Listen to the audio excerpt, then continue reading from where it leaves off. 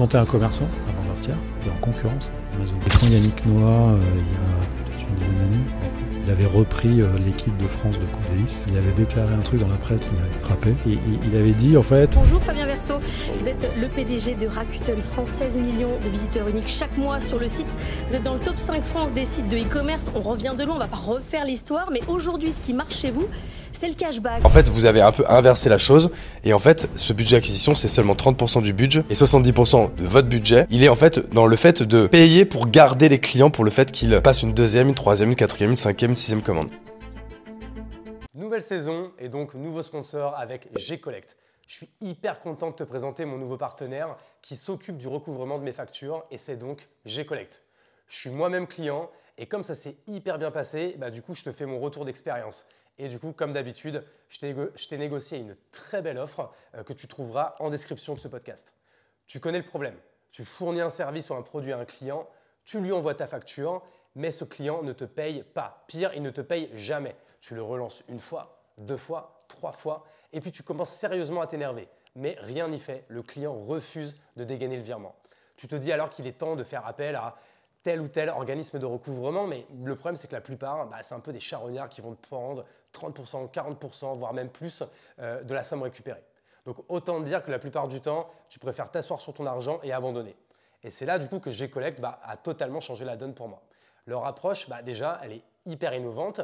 Ils ont une plateforme qui te permet de lancer une procédure franchement en seulement 2-3 clics. En à peine 5 minutes, c'est réglé. C'est vraiment hyper simple, hyper rapide. Même moi, j'ai réussi, donc c'est vraiment pour te dire. Ensuite, ils utilisent l'IA et le data mining pour évaluer au plus juste les procédures à lancer et les honoraires à réclamer. Ils vont également, évidemment, privilégier la négociation et la médiation plutôt que le rapport de force. Et on va dire que c'est quand même toujours plus sympa. Parce que le but, ce n'est pas de se fâcher avec la terre entière et de garder quand même une relation à peu près stable avec ce même client. Et cerise sur le gâteau, tu ne les payes qu'au succès. Tu ne les rémunères que si le recouvrement a abouti. Du coup, résultat, avec G-Collect, entre 40 et 50% des factures sont recouvrées en moins de 3 semaines. Dans mon cas, ils ont récupéré le paiement de ma première facture en moins d'une semaine, alors que ça faisait des mois que je relançais ce même client. Alors certes, à première vue, cette approche, elle semble trop belle pour être vraie. Mais comme ils gèrent 50 000 factures tous les jours, ils sont notés 4,5 sur Google, ça veut quand même dire qu'ils tiennent à peu près leurs promesses, non? Et comme convenu, je t'ai négocié un petit cadeau. Leurs honoraires sont gratuits pour toi sur ta première facture recouvrée. Ça veut dire que tu peux tester 100% gratuitement, tu n'as absolument rien à perdre. Du coup, rendez-vous sur le lien en description pour essayer G-Collect. Merci encore à eux et bonne écoute. Ok, écoute, on est parti, hyper content d'être avec toi Fabien. Du coup, en fait, un profil un peu particulier par rapport à d'autres entrepreneurs qu'on reçoit d'habitude dans le podcast. Toi, tu es donc PDG de Rakuten France. Du coup, en fait, j'ai plein de sujets sur lesquels j'ai envie qu'on échange tous les deux. Franchement, on a 2 heures devant nous. Ça peut durer 3 quarts d'heure, 1 heure et demie. C'est toi qui me diras par rapport à ton emploi du temps. Et déjà, ce que je te propose, c'est de te présenter. Et après, je pense qu'on représentera aussi Rakuten, même si je pense que beaucoup de gens connaissent. Mais même un peu de remettre un peu dans son histoire, parce que Rakuten avant s'appelait Price Minister.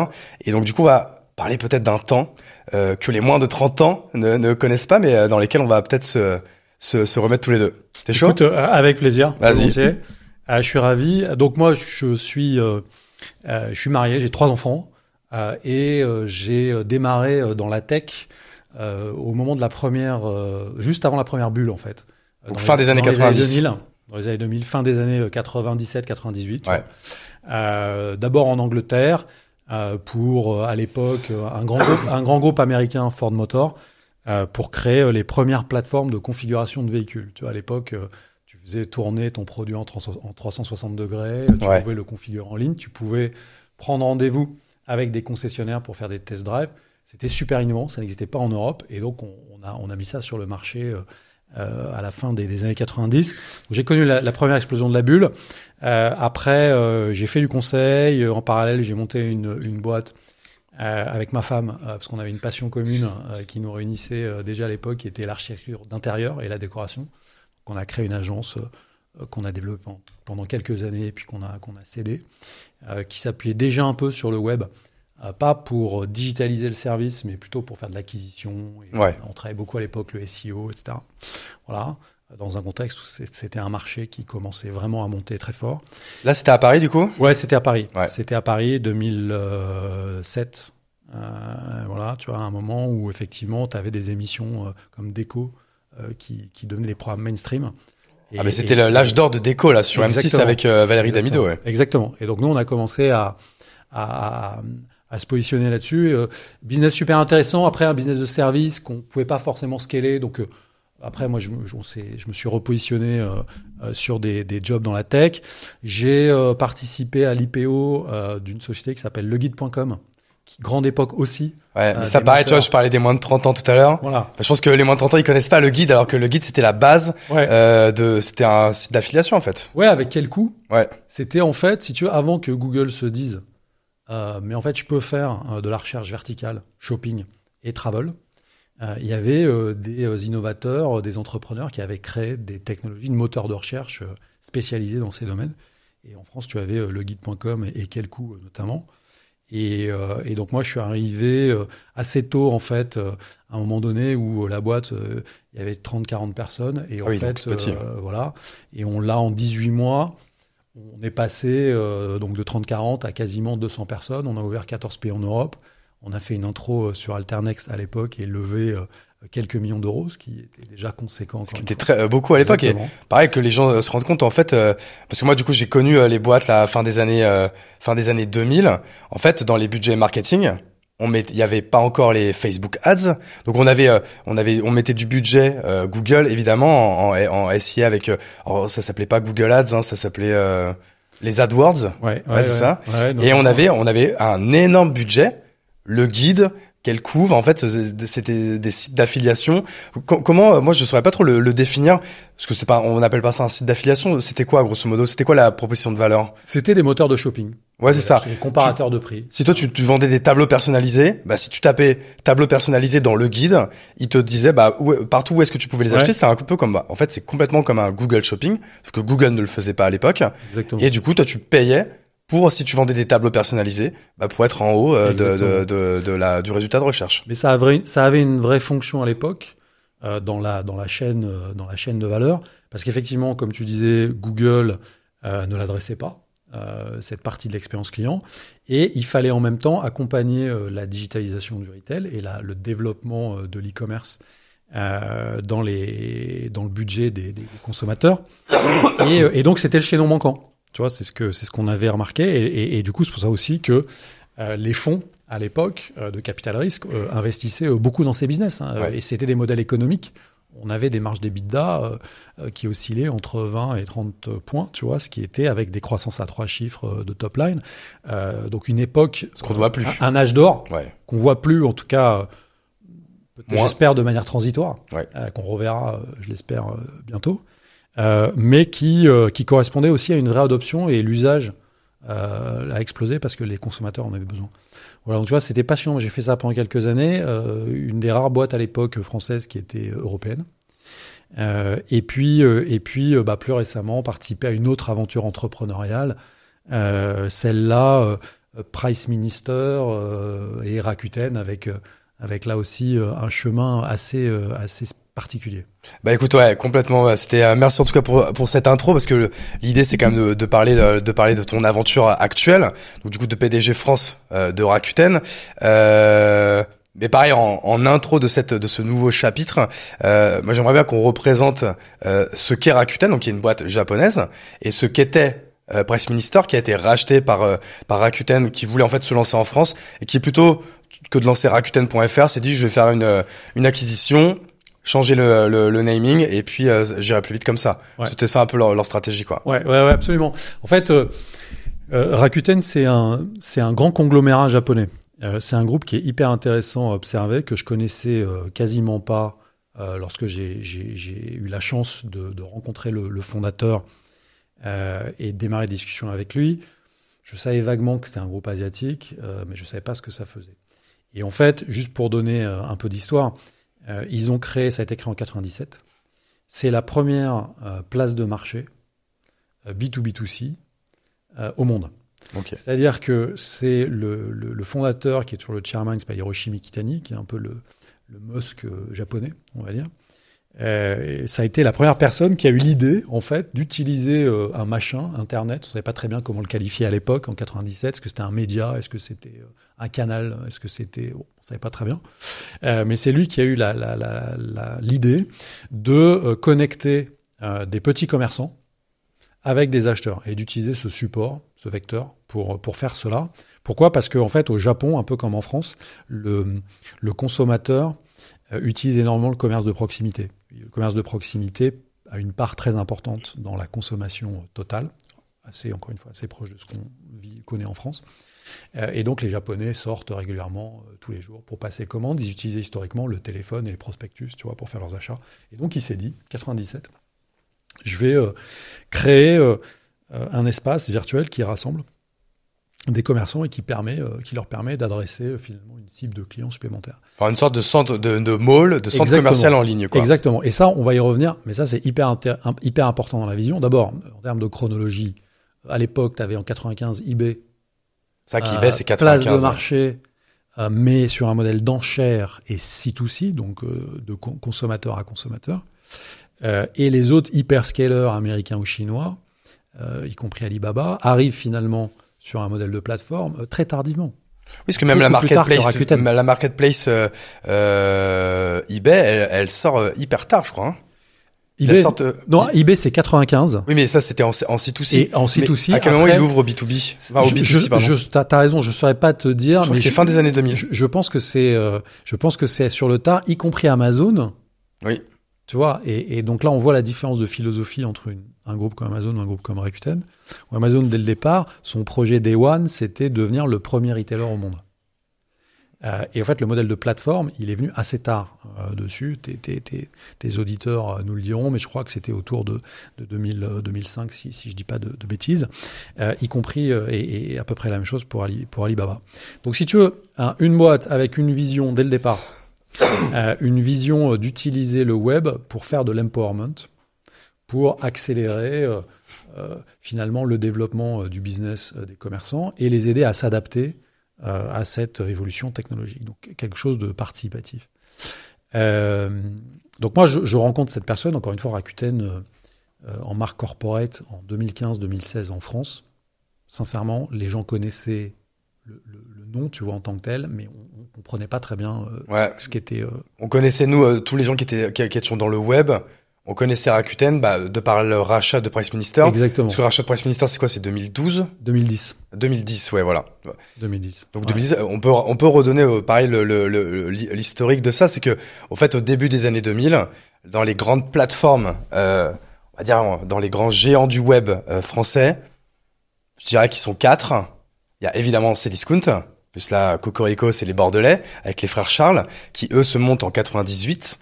Et très vite, qui font rentrer le groupe Casino dans le capital. Et aujourd'hui, le groupe Casino qui a 100% du capital. Et d'ailleurs, je crois comme le groupe Casino, là, j'ai cru comprendre que c'était terminé, je crois. Hein. Alors, c'est pas que... Oui, ou ils sont en redressement, je sais plus. Non, ils sont dans une phase de restructuration. Ah oui, voilà. Puisqu'ils ont été repris par un nouvel investisseur. Donc ça reste. Mais effectivement, ils ont été pionniers dans l'e-commerce, mais ils étaient e-commerçants au départ. Ils sont venus par de plateforme sur le tard. Ouais. Cdiscount, voilà. Et eux, c'était vraiment plateforme d'achat-revente. Ouais. Et avec une politique qui était, je suis le moins cher du web, quitte à faire de la marge à 0,1%, quoi. Ouais. Parce que bien sûr, ils respectaient la loi, ils ne faisaient pas de dumping et ils ne vendaient pas à perte. Il y avait également nos amis de Rue du Commerce. Là, j'ai plus en tête les cofondateurs. Alors les cofondateurs, oui, là leur nom m'échappe, mais t'avais Gauthier Picard et puis t'avais un autre. Et Rue du Commerce, c'est racheté par Carrefour. C'est racheté par Carrefour. C'est racheté également, si je ne m'abuse, par Cogedim, une foncière. Ah mais oui, depuis ça a été racheté, non par. Comment elle s'appelle? Elle a également les 3 Suisses. Et ça a été cédé il y a quelques années, effectivement, à Carine. Effectivement. Shop Invest. Voilà, qui est un build-up de société d'e-commerce. Ouais, c'est ça. Ouais, il y avait Pixmania avec les frères, alors je veux pas écorcher, les frères Rosenblum. Exactement. Qui depuis eux, ils ont fait The Case, voilà, c'est ça. Et eux, par contre, je sais même pas par qui ils ont été rachetés, Pixmania. Non, alors Pixmania, pareil, t'as eu une equity story un peu roller coaster. Ouais. Et donc les fondateurs ont repris la boîte, si je fais pas d'erreur, il y a mais pareil, ça, 24 à vérifier, mois, et qui l'ont relancé sur un modèle autour du smartphone reconditionné. Ils sont d'ailleurs, c'est un de nos partenaires et on a le plaisir d'avoir des boutiques, leurs boutiques sur la plateforme trop bien. Et de contribuer à leur renaissance. Mais pour revenir à la genèse de Rakuten, tu vois, il y a cette vision d'un entrepreneur japonais qui très vite se dit il faut que je me diversifie, donc il construit un conglomérat. Et là aussi, c'est assez caractéristique des boîtes japonaises, comme coréennes d'ailleurs. C'est cette capacité, on appelle ça les kairatsu, je crois, ou les shaibol, je sais plus lequel est japonais, lequel est coréen, mais c'est ces groupes qui se diversifient dans plein de domaines. Ouais. Et donc, qui sont en fait des gros conglomérats, des gros build-up. Et donc Rakuten a fait ça pendant les 10 premières années, on va dire. Et comme tu le rappelais, en se diversifiant dans les fintech, dans les contenus, dans le sport, dans le voyage. Donc, tu vois, une grande collection de business. Et comme tu le disais, à partir de 2009-2010, il s'est dit, moi, je veux devenir un groupe international. Et donc, il a commencé par investir d'abord en France et donc rachat de Price Minister en 2010. Et ensuite, il a fait d'autres rachats en France. Il y a eu 4 acquisitions de sociétés dans différents domaines. Je crois que c'est plus négligeable en termes de part dans le chiffre d'affaires qu'ils ont acquis à ce moment-là, quoi. Acquis à ce moment-là. Oui, Ouais. c'était en tout cas c'était des business plus B2B. C'était pas forcément des business consumer. Il y a eu d'autres acquisitions en Allemagne, en Espagne, en Angleterre et en Amérique du Nord notamment. Voilà, donc un profil de groupe. Moi, c'est ce qui m'intéressait en fait quand je l'ai rencontré et que j'ai commencé à discuter avec lui. Un profil de groupe qui n'était pas un profil habituel pour une boîte de tech, c'est-à-dire en gros, tu vois, hyper intégré à la Amazon par exemple, où c'est le même produit, c'est spray tu vois, c'est one size fits all plutôt. C'est-à-dire que tu as le même produit, la même plateforme et la même proposition de valeur partout. Et en fait, quand tu es en France, en Allemagne, finalement, tu as peu de levier sur le produit, la plateforme, le modèle. Ouais. Et donc nous, moi ce qui m'a intéressé encore une fois chez Rakuten, c'est le côté hyper entrepreneurial, c'est un conglomérat. Et donc aujourd'hui, les sociétés comme Rakuten en France, dont je suis le mandataire social, l'ensemble de ce qu'on fait, ici, là, à 5 minutes à pied du studio dans lequel on enregistre, toutes les équipes ou une grande partie des équipes sont là. Du produit à la tech, au SEO, à la data science, au légal, affaires publiques, etc. Vous êtes combien là, à Paris ? On est 450 environ à Paris. Et donc sur toutes ces fonctions, 34 nationalités, dont environ quasiment 50% sont pas des Européens, tu vois. Donc un espèce de précipité, de concentré de mondialisation tech, hyper intéressant, hyper riche. C'est vraiment fait exprès. C'est parce que ça fait partie de la culture de Rakuten France d'avoir autant de nationalités représentées, ou c'est au gré des recrutements que ça s'est fait comme ça. Alors moi je l'ai accéléré parce que c'était pour moi un avantage compétitif qu'on devait renforcer, qu'on avait déjà en partie dans la première phase de vie de la boîte, mais qu'on devait renforcer parce que j'étais convaincu que c'était une part essentielle, hyper importante de la création de valeur et du fait qu'on allait arriver à développer un supplément d'âme. Ouais. Et un supplément d'impact par rapport aux hyperscalers qui avaient des ressources et des effets d'échelle bien supérieurs aux nôtres et qu'on pouvait compenser une partie de ce gap par le fait d'avoir cette richesse culturelle, tu vois. Dernier data scientist qu'on a embauché, tu vois, il est iranien, par exemple. Donc voilà, donc on a vraiment, et là on s'appuie quand même sur Rakuten en tant que grand conglomérat international. Ça nous donne accès à des canaux de recrutement qu'on n'aurait pas si on était juste une société française. Ouais. Donc on est resté en fait par rapport à l'époque de Price Minister, on a la même indépendance, la même autonomie, la même faculté à leader le business, à définir notre stratégie et à déployer le produit qu'avant, mais en étant backé, tu vois, par un conglomérat qui nous donne certains leviers supplémentaires. Et c'est ça qui nous distingue par rapport à des boîtes américaines ou des boîtes chinoises qui viendraient s'implanter en France, mais en ouvrant un bureau. Et en fait, les équipes locales sont simplement des équipes qui déclinent une stratégie mondiale. Alors que nous, on est un build-up Et donc, localement, on définit la strat et son exécution de A à Z. Donc en fait, toi, ta fiche de poste, c'est vraiment une fiche de poste intrapreneur, dans le sens où la stratégie de Rakuten France, ça va pas être la même que Rakuten dans d'autres pays, quoi. Absolument. Ouais. Si tu veux, on a un espèce de substrat commun chez Rakuten qui est cette vision d'utiliser l'innovation et la technologie et l'entrepreneuriat pour digitaliser les sociétés, pour contribuer au développement des écosystèmes. Donc ça, c'est quelque chose qui est un connecteur, un trait d'union entre nos différents business. On a 70 business différents dans le monde. Et effectivement, en Amérique du Nord, le produit, le service Rakuten n'est pas du tout le même que celui en Espagne qui est du streaming vidéo, en France qui est de l'e-commerce. Donc, ok, c'est marrant ça. Donc c'est une collection, c'est une galaxie d'entrepreneurs ou d'intrapreneurs qui drive cette boîte vers une mission commune, celle du groupe, encore une fois, qui est de proposer des technologies, une innovation qui n'est pas là pour faire du hack, qui n'est pas là pour remplacer les acteurs en place, mais pour les aider à s'accompagner, pour les aider dans leur mutation, dans leur accompagnement vers plus de business digital. Et donc, moi, c'est ce qui m'a intéressé, si tu veux, quand je les ai rencontrés. J'ai pas participé. Je fais pas du tout partie de la première phase de l'histoire de Priceminister. J'aurais adoré. Hein. Ouais. Mais, du coup, on peut y revenir peut-être même pour l'histoire, en fait. C'est vrai que là, on était en train de le dire tout à l'heure. En fait, donc il y avait un quatrième larron dans ce grand quatuor de plateforme qui était du coup Priceminister, avec du coup le plus médiatique. Lui, en fait, qui a fait l'une des premières stars de l'entrepreneuriat web, qui était donc Pierre Kosciusko-Morizet, PKM pour les intimes, du coup qui était le CEO et fondateur de Priceminister, et du coup qui revend Priceminister à Rakuten. C'est ça. 2009-2010. C'est ça. En fait, en 2001, avec 4 associés, si je me trompe pas, il crée Priceminister, ouais. Qui très vite devient exactement ce que tu décris, quelque chose, un projet entrepreneurial iconique, emblématique, porté par les médias, accompagné très intelligemment aussi par les pouvoirs publics déjà à l'époque, parce que ça révélait à tout le monde la faculté d'un pays comme la France à entreprendre, à créer des boîtes, à faire de l'innovation dans un nouveau secteur qui était en pleine émergence, le digital.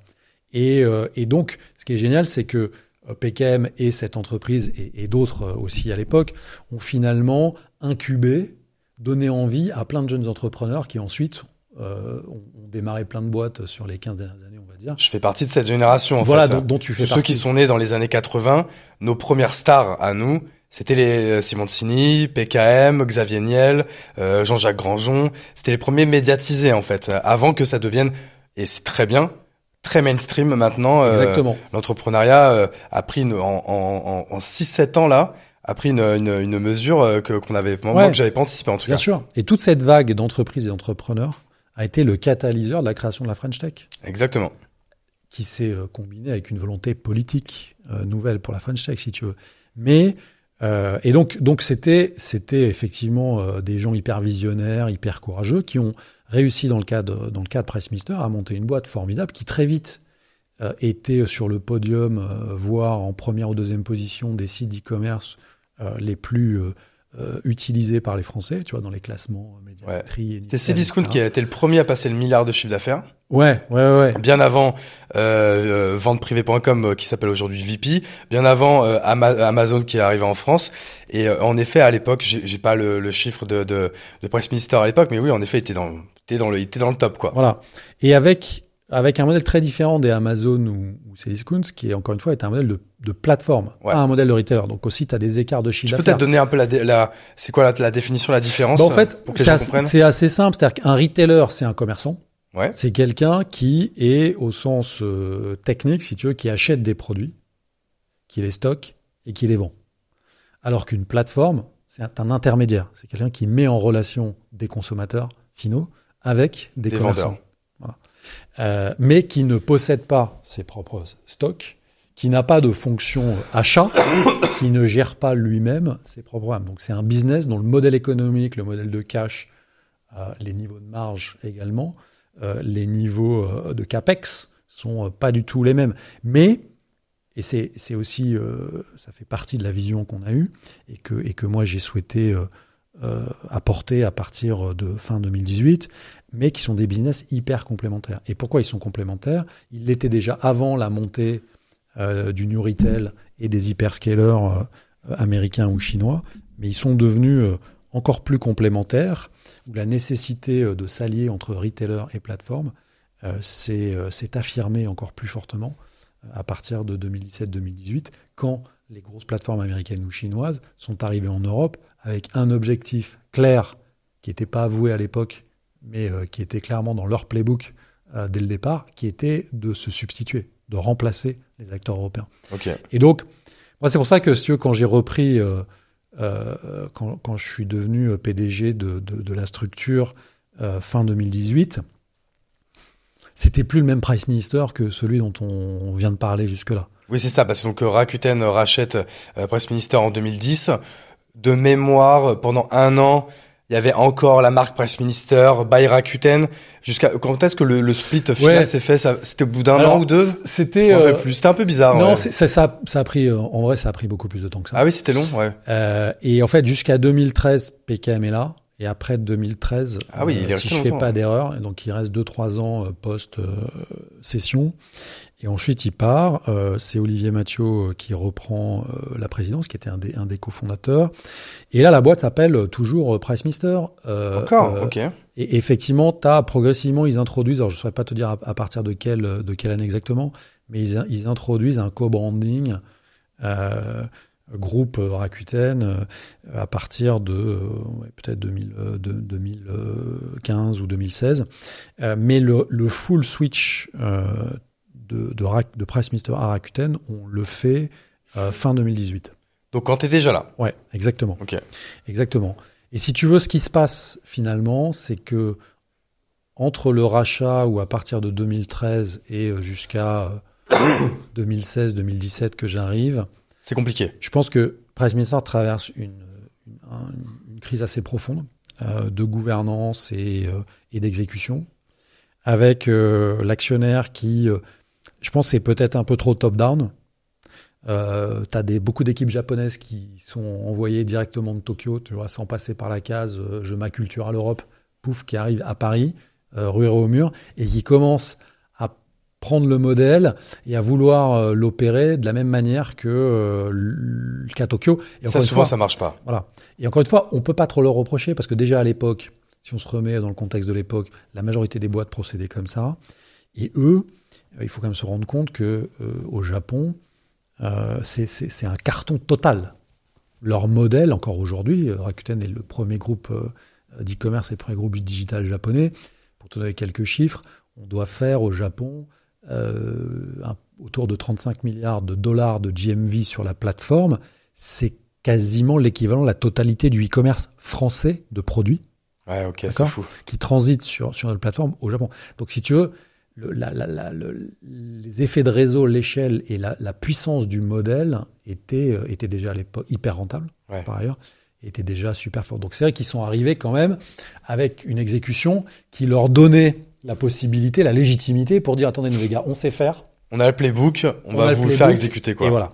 Sauf que, malheureusement, comme tu sais, c'est ce que disent tous les gens qui ont resté des boîtes, le plus dur commence le lendemain du closing, en fait. Hein. Et souvent, c'est des problèmes aussi, c'est des sujets de culture, en fait, où là, il faut pas être... En fait, dans le business, d'être bourrin, c'est souvent bien, parce que vaut mieux aller vite que faire du surplace. Mais c'est vrai que quand sur ces transitions-là, souvent, en fait, c'est un peu ces chocs de culture qui peuvent, en fait, faire que la mayonnaise, elle prend pas un instant T, quoi.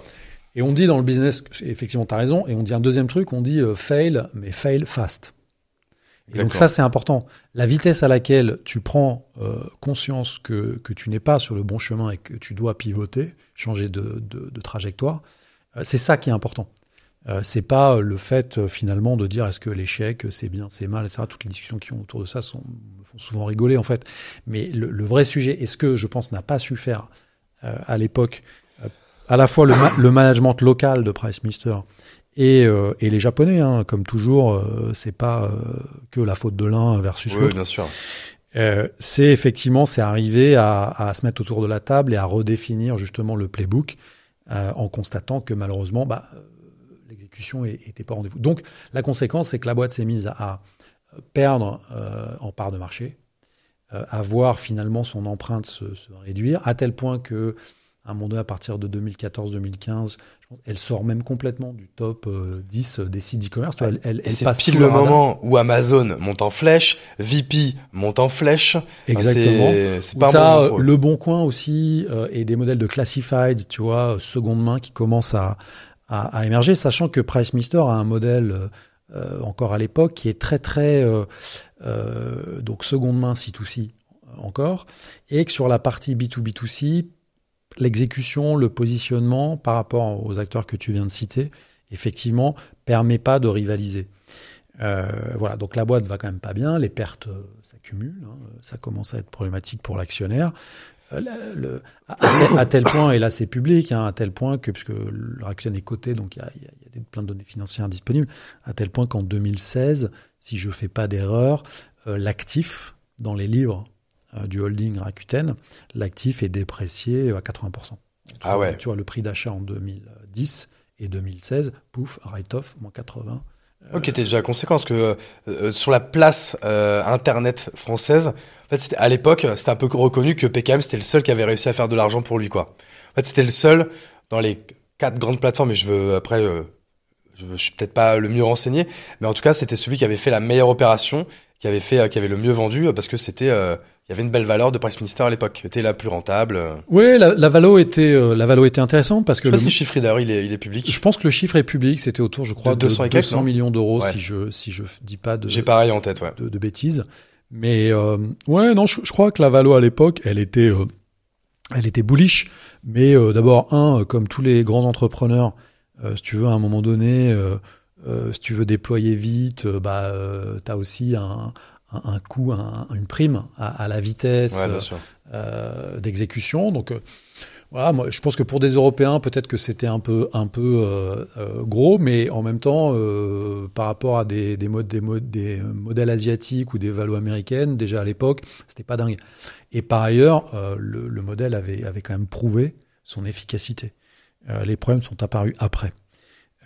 Et donc moi, quand j'arrive et que je rencontre donc fin 2016 et que je discute avec eux, en fait, ce qui m'intéresse tout de suite, c'est que cette prise de conscience que le chemin n'était pas forcément le bon, elle a été faite. Et donc là, j'ai la chance d'arriver à un moment, c'est quand même souvent aussi une question d'alignement de planète, où effectivement le groupe se dit, il faut que je step back un peu et il faut que je teste une autre façon de développer ce business en laissant un leadership et une autonomie locale totale. Voilà. Comment donc, toi, juste pour faire une petite parenthèse là-dessus, comment toi t'es mis en contact avec leurs équipes? Est-ce que ça passe par une boîte de chasseurs de tête ou est-ce que c'est par ton réseau? Comment se fait la rencontre? Non, c'est par mon réseau. Ok. C'est par mon réseau que j'ai la chance de me connecter avec Tokyo. Et d'engager les discussions. Et après, je suis séduit à la fois par, encore une fois, le contexte entrepreneurial, le fait que c'est une relation avec un actionnaire, mais avec un degré d'autonomie, de pilotage et un contrôle sur ce qu'il faut faire. Le défi du retournement. Tu vois, moi, juste avant, je travaillais pour le groupe d'assaut dans notamment leur diversification e-commerce. Donc j'étais habitué à travailler avec un actionnaire type un peu family office, tu vois, et sur des sujets aussi de sociétés qui avaient été de croissance externe, plus ou moins bien gérés et dans lesquels je suis intervenu pour pouvoir redéfinir une trajectoire et recréer de la valeur pour l'actionnaire. Donc là, ce qui était intéressant, c'est que tu avais un contexte international. J'avais fait en parallèle un MBA pour renforcer cet aspect-là dans mon profil.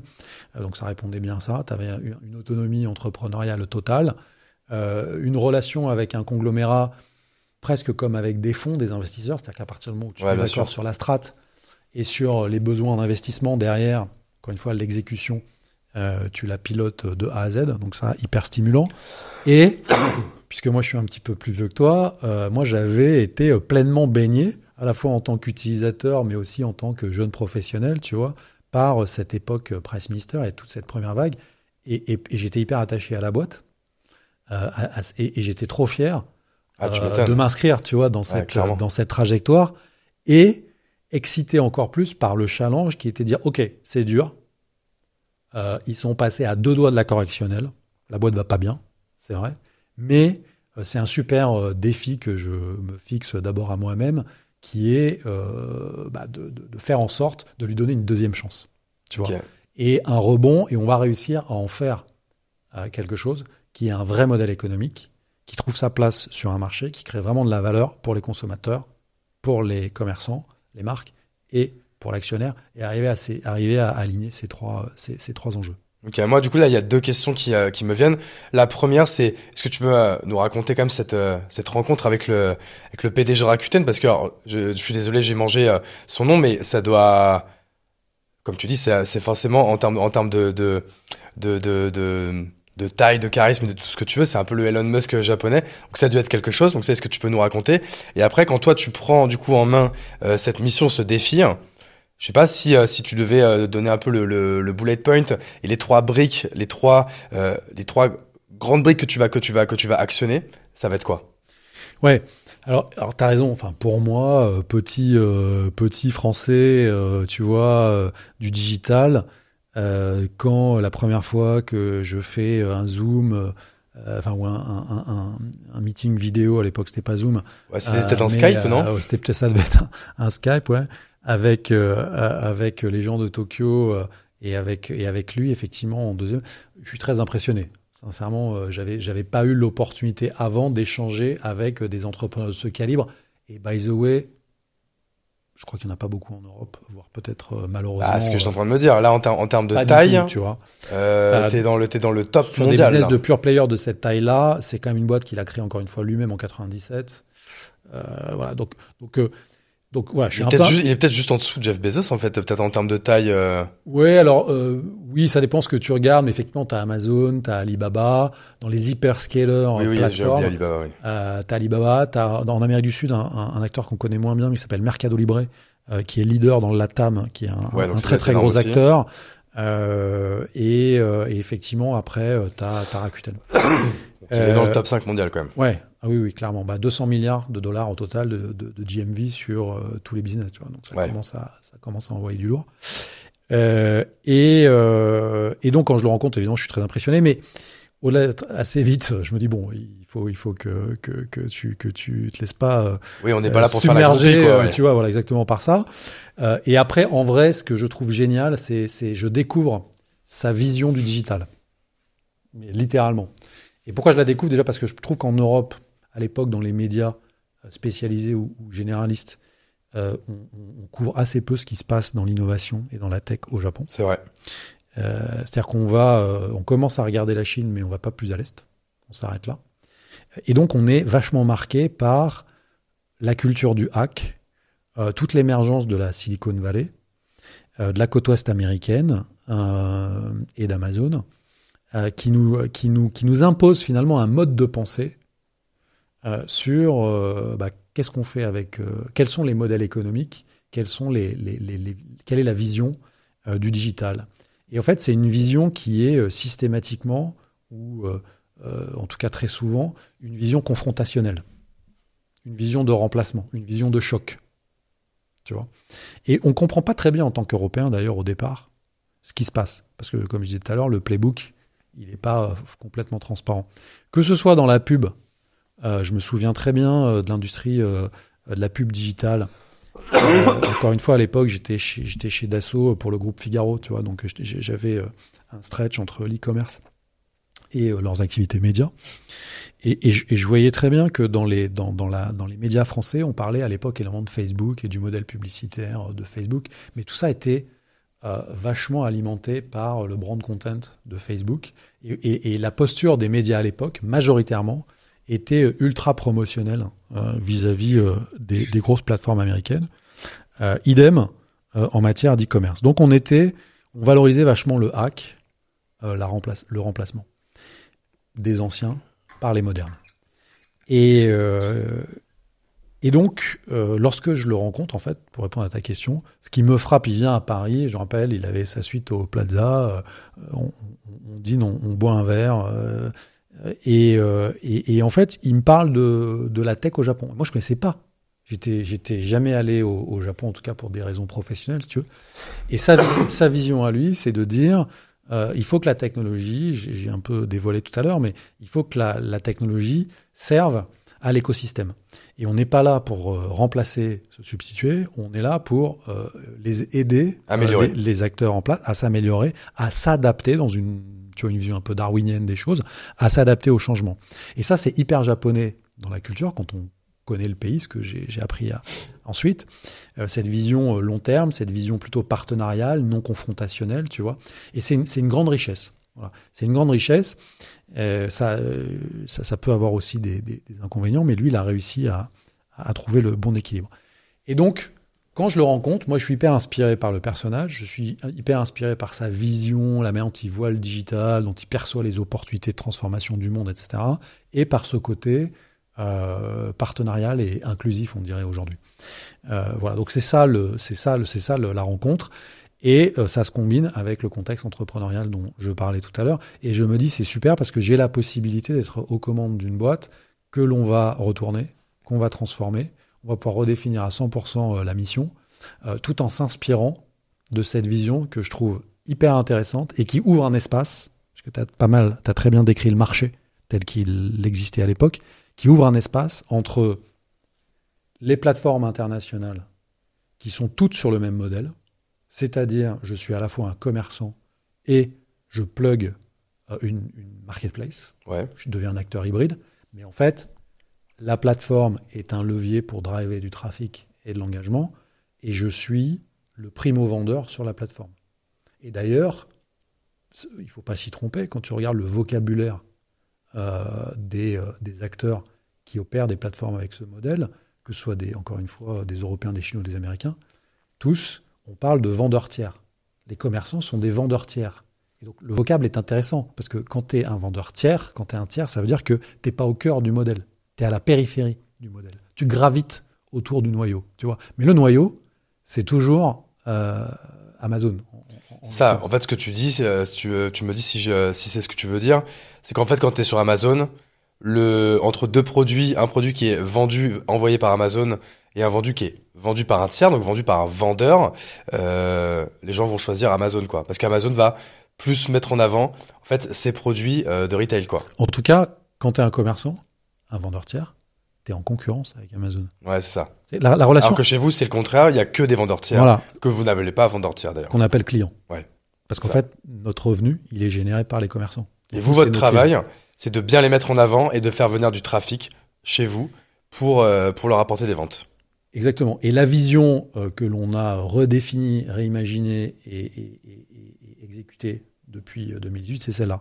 C'est de se dire, moi je me suis dit à ce moment-là qu'il y avait un espace, encore une fois, entre les groupes internationaux qui étaient dans ce modèle-là, qui était un modèle forcément qui entrait en confrontation avec les commerçants et qui était un modèle qui posait plein de questions de conflits d'intérêts, de mélange des genres et finalement de sécurité pour les commerçants. Parce qu'en fait, tu livres toute ta data, tu ne maîtrises pas ta visibilité, tu es soumis à des logiques de concurrence avec Amazon qui sont assez féroces. Et de l'autre côté, tu avais des acteurs européens, tu as cité Cdiscount, qui en fait ont fait des copycats d'Amazon. Mais en oubliant que la vertu de ces modèles-là, c'est l'échelle. Et que pour pouvoir rentabiliser des modèles comme celui d'Amazon Alibaba, il fallait avoir une empreinte mondiale, il fallait déployer des effets d'échelle que les Européens auraient du mal à obtenir. Parce que je crois que historiquement, Cdiscount, ils avaient essayé, encore à l'époque des frères Charles, ils avaient essayé d'aller en Allemagne, ça avait été un échec. Ils avaient essayé d'aller en UK, ça avait été un échec. Je crois qu'il y avait Vente Privée aussi qui avait essayé d'aller aux États-Unis. Absolument. Avec un partenariat avec American Express, pareil, je crois, un énorme échec. Enfin, c'est très dur pour les plateformes françaises d'aller à l'international. Je pense qu'on pourrait faire, j'ai un avis là-dessus, je suis pas forcément le plus grand expert français, mais on pourrait faire une émission dédiée à pourquoi est-ce que, en tout cas jusqu'à présent, il y a certaines startups là plus récemment, notamment dans le SaaS, dans le software, qui arrivent à avoir une croissance très forte hors d'Europe. Mais pourquoi la première génération n'a pas réussi, n'a pas réussi. Ce serait intéressant de le comprendre. En tout cas, moi, très, très modestement, je m'étais dit qu'un Amazon plus petit qu'Amazon en Europe, on aurait du mal à en faire une boîte avec une création de valeur prouvée. Tu vois. Ouais. Et donc, il y avait un espace entre ces deux modèles, les Européens ou les copycats ou les hyperscalers internationaux, qui, de toute manière, allaient générer de plus en plus de pression sur nos retailers européens, sur les enseignes, sur les marques, et qu'à un moment donné, elles allaient avoir besoin de trouver des alliés. Et donc, on a déployé un nouveau modèle de shopping mall, où on s'est dit, on va créer un espace virtuel, ce que tu disais tout à l'heure, dans lequel on va héberger les boutiques de nos clients, des commerçants, et on va, à la manière d'un shopping mall physique, comme un Beaugrenelle ou un Vélizy 2, on va leur fournir de la visibilité, du trafic, l'accès à des consommateurs. Et là, c'est quoi la différence par rapport au modèle d'avant ? Par rapport au modèle d'avant... C'est la forme plus que le fond qui change, non ? Non, le modèle d'avant, il était C2C, tu vois, sur une logique de publication d'annonces. Donc, et il était sur le B2B2C hyper long tail. Et c'était pas très quali, tu vois. L'UX, lui, la plateforme derrière, il n'y avait pas de service pour accompagner les vendeurs. Il n'y avait pas une vraie proposition pour le tier one et pour les marques. Et si tu veux, c'est ça ce travail de repositionnement qu'on a fait, c'est de développer une proposition de valeur qui nous a permis de faire venir Boulanger, Darty, Carrefour, Feu Vert, Disney, Unilever et d'autres. Et donc vraiment de proposer cette vision shopping mall qui était pas le modèle d'avant. Et en fait, ce modèle-là, il était hyper intéressant pour l'écosystème du retail et des marques en Europe. Pourquoi il était hyper intéressant ? Parce qu'il les aidait à trouver des relais de croissance. Il répondait à leur stratégie de développement de leur vente en ligne. Et en même temps, ça leur apportait du business avec des niveaux de marge, avec des coûts d'acquisition qui étaient compatibles. Parce que en parallèle de la pression concurrentielle des Amazon & Co., qu'est-ce qui s'est passé ?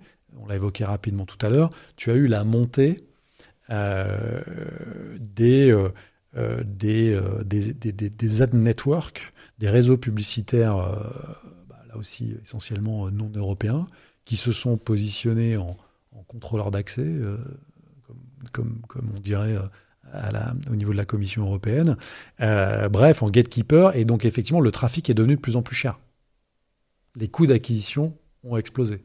Donc en fait, entre les revenus que tu génères via ton e-commerce et les coûts d'acquisition que tu as avec Google qui augmente en gros ses coûts d'acquisition de 30 ou 40% chaque année depuis 10 ans, tu te retrouves avec un problème de modèle économique. Et combien d'enseignes, en fait, n'arrivent pas à générer de la croissance rentable ou à un moment donné n'ont plus réussi à générer de la croissance rentable via leurs propres canaux et via leur mix média digital. Et donc nous, on se positionne en fait comme un partenaire objectif. On leur fait pas concurrence, ce que tu rappelais tout à l'heure, contrairement aux autres. Si tu es Carrefour ou Darty et que tu as ton shop sur Rakuten, tu sais très bien que je vais pas utiliser les données de ton assortiment, de tes ventes. Pour faire la même chose après. Exactement. Pour aller voir tes fournisseurs et leur proposer quelque chose. Moi, je fais pas ça. Il y a des milliers... C'est en fait ce que tu dis pour traduire un peu pour certains qui n'auraient pas compris, c'est qu'en fait, Pressminister, vous n'allez jamais vendre des produits Pressminister. Exactement. Pardon, excuse-moi, Rakuten, vous n'allez jamais vendre des produits Rakuten. Ça n'a pas changé. C'est-à-dire que cette spécificité, on l'a gardée. On a adapté le modèle, la proportion que je disais, mais on n'a pas dévié de la vision d'être un third-party plateforme et partenaire exclusivement, et de pas venir concurrencer nos clients. Tu vois, c'est une ligne jaune qu'on ne franchit pas. Et je pense que à partir du moment où tu fais ça, tu casses la logique de confiance avec les marques et les enseignes. Et donc, tu peux pas tout avoir. Tu peux pas vouloir en même temps développer ton business first party et en même temps faire venir à toi le top de l'e-commerce. Parce que à un moment donné, c'est une question d'alignement d'intérêts. Voilà. Donc c'est ça. Tu sais qu'il a fallu, c'est ça sur quoi on a travaillé, et je peux te dire qu'on a pris avec l'équipe notre bâton de pèlerin dès 2019 pour aller voir les enseignes et leur expliquer ça. Et à l'époque, quand on rencontrait les PDG des retailers européens, il n'y en avait pas beaucoup qui nous écoutaient, et la majorité disait oui, c'est ça. Ouais. Vous êtes encore un mec qui vient nous vendre un truc en nous disant on va t'aider à faire de la marge du chiffre d'affaires, mais en fait... vous allez nous pomper la data. Il y a une entourloupe quelque part. Ouais. Exactement. Et je crois qu'un des premiers à nous faire confiance, c'était Boulanger. Étienne Hurez, à l'époque, était le PDG Boulanger, hyper visionnaire. Et lui, en fait, il avait très bien compris ce modèle de plateforme. Il avait très bien compris la vertu de répliquer en fait ce que des retailers font dans le monde physique. Hein. Un retailer, il va ouvrir des points de vente dans différents centres commerciaux. Tu vois, tout en développant son propre réseau de magasins. Ouais. Et c'est complémentaire. Parce que c'est un magasin supplémentaire pour lui, en fait. Voilà. Mais très vite, du coup, ils ont fait le test. Et qu'est-ce qu'ils ont constaté, data à l'appui chez Boulanger? C'est que 80% des clients, des acheteurs, qui venaient dans leur boutique Rakuten Boulanger étaient des first-time buyers, donc des gens qui n'achetaient pas sur boulanger.com. Ah oui, parce que ça, ils peuvent le comparer avec l'adresse mail. Nous, tout est en open data, donc ils ont accès. Tu vois. Oui, c'est ça que... Et ça, je crois que c'est un truc qu'on n'a pas sur Amazon. Quand tu vends sur Amazon, le client ne t'appartient pas, t'as pas son mail, t'as rien. Vous le partagez ça. Bien sûr. Ouais. Ça, c'est quand même une grande différence, ouais. Bien sûr. Et donc ça a permis de valider notre promesse, le pitch, qui était de dire c'est complémentaire, c'est pas de la cannibalisation. On ne va pas vous cannibaliser, il y aura pas d'effet d'aubaine. C'est une extension de business. Exactement. Et by the way, on a une commission en moyenne. Pour les vendeurs professionnels, la commission moyenne se situe entre 9 et 10%. Ce qui, lorsque vous comparez avec vos coûts d'acquisition c'est plus bas. Sur les autres canaux, c'est 2 fois, 3 fois inférieur à ce que vous pouvez aller chercher en faisant du Google Shopping ou de l'AdWords, puisque tu les as cités. Tu vois, donc il y a eu un bon alignement de planètes. Après, on a développé... c'était le point numéro 1. Ouais, et pour aller du plan, quoi. Du plan. Et ensuite, très vite, on s'est dit, on peut pas juste être en fait finalement une plateforme qui amène du business. On doit aussi valoriser le réseau de nos partenaires, le réseau de magasins. Donc là, on a développé du click and collect, qui pendant la pandémie, on était les seuls à le faire. Pendant la pandémie, on avait plusieurs milliers de points de vente qui étaient connectés à la plateforme. On avait développé des API de click and collect. On géolocalisait les stocks de nos partenaires en temps réel sur tout le territoire français. Et encore une fois, client Rakuten, tu vas dans le shop Boulanger. Là, il y en a un pas très loin à Opéra. Tu vois en temps réel ce qui est disponible. Tu places ta commande. 30 minutes après, tu fais ton pick-up en magasin. Ok. Pour une expérience plateforme, ça n'existe pas. Et pour un retailer, on renforce notre proposition de valeur à ce moment-là parce que on contribue à générer du trafic en magasin qui reste un sujet, un enjeu majeur. Tu vois. Ouais. Donc, voilà notre trajectoire. Progressivement, on a construit un produit, une plateforme avec des briques de services qui sont venues faire matérialiser la vision de départ, qui est encore une fois l'empowerment, qui est de développer des technologies au service des commerçants et pas contre les commerçants. Et le deuxième point en fait discriminant, c'est que aussi lors de mes voyages au Japon ou aux États-Unis, je me suis rendu compte d'une chose, c'est que la fidélisation, donc là je switch côté client, côté acheteur. En fait, j'allais y venir, parce que je disais ça, c'est vrai que ça c'est une chose. Maintenant, à un moment donné, ce qui manquait à Press Minister Rakuten dans cette transition qui avait été difficile avant ton arrivée, c'était aussi les clients qui se barraient ou les clients qui ne revenaient pas. Exactement. Et donc du coup, il y a toute cette partie acquisition client et fidélisation, quoi. Et fidélisation, exactement. Parce que pour délivrer la promesse d'un shopping mall, il faut côté supply avoir une largeur et une profondeur d'offres importante. Donc c'est le fait de convaincre les marques, les enseignes à nous rejoindre. Et côté demande, il faut être un point de concentration du trafic, quoi, là où les consommateurs se rendent. Et si tu voulais faire à l'époque sans arriver avec une idée un peu smart, en fait, tu dépensais des fortunes sur Google ou sur Facebook. Ouais. Mais tu pouvais jamais équilibrer ton modèle parce que tes coûts marketing étaient tels que tu pouvais pas tenir ta promesse vis-à-vis de tes vendeurs d'avoir un taux de commission qui leur permettait à eux aussi de gagner de l'argent. Tu vois. L'équation économique ne fonctionnait pas. Tu as acheté très cher du trafic qui derrière était monétisé avec des taux de commission très bas. Donc en fait, tu perdais de l'argent. Donc c'était pas soutenable. Donc là encore, on n'a pas voulu faire, c'est malheureusement ce que beaucoup d'e-commerçants ont fait historiquement, c'est racheter en permanence les mêmes clients à Google. Ouais. Je le dis de manière triviale. Là encore, donc ce que je te dis, c'est qu'en allant au Japon, aux États-Unis, moi je me suis quand même rendu compte d'une chose, c'est que les consommateurs européens en ligne étaient hyper maltraités, quoi. Parce qu'il n'y avait aucune stratégie, aucune volonté réelle de la part des entreprises à faire de la fidélisation. Alors que ce qu'on appelle le cashback aux États-Unis ou en Asie était super répandu. Tu n'as pas une boîte d'e-commerce, y compris en dehors de l'e-commerce, qui n'offre pas des programmes de fidélité avec une vraie générosité. En France, c'est souvent, historiquement, des programmes de fidélité basés sur un cumul de points que tu convertis en chèque cadeau, mais que tu peux pas utiliser. Ce fameux petit message que tu as à la fin, en fait. Ah bah non, désolé, pas sur les points jaunes, les points rouges, les points bleus, tu vois. Donc, le parcours client, il est plein de friction et le niveau de générosité est bas, c'est-à-dire qu'il faut générer des volumes de chiffre d'affaires très élevés pour bénéficier de très peu d'avantages. Alors que en Asie, aux États-Unis, encore une fois, c'est pas du tout ça. Aux US, le cashback, c'est immense. D'ailleurs, Rakuten a acheté des sociétés là-bas et on est numéro 1 aux États-Unis sur ce segment-là. Et ça génère des dizaines de milliards de GMV. Du coup, vous, qu'est-ce que vous avez mis en place en France pour ça ? Moi, j'ai fait le pari assez tôt que le cashback allait se développer, allait être un usage qui allait se développer. Il existait déjà. En 2018, en France, il y avait quelques startups, mais on était sur des business de niche. Mais j'ai presque l'impression que le cashback, ça a presque toujours existé, en fait. Ouais, mais mais ça n'a jamais été très répandu, quand même. Ça n'a jamais été démocratisé. Ouais, c'est vrai. Exactement. Et donc, le pari que moi j'ai fait, c'est de le placer au cœur de la plateforme, d'investir la majorité de nos ressources marketing là-dessus. Et donc de dire, on va arrêter, on va très peu faire de médias offline, de télé, d'affichage, de radio. On n'a quasiment jamais fait. Pourtant, on a une autorité de marque aujourd'hui qui est au même niveau que les acteurs qui investissent massivement dans ces médias. Et en fait, on va plutôt utiliser nos ressources pour pouvoir fidéliser nos clients et démocratiser, populariser le cashback à l'image de ce qui se fait en Asie ou en Amérique du Nord. Donc, on a créé le Club Air. Et c'est gratuit. Et c'est un programme dans lequel tu t'inscris et tu gagnes de l'argent.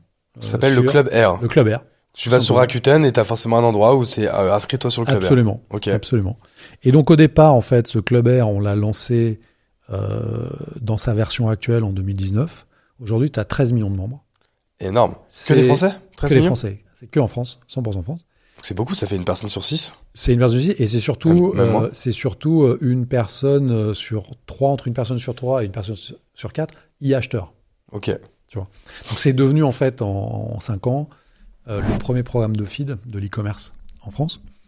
En fait, on l'a conçu de manière très simple autour d'un wallet, autour d'un porte-monnaie, si tu veux, et avec un système hyper liquide, presque de monnaie électronique.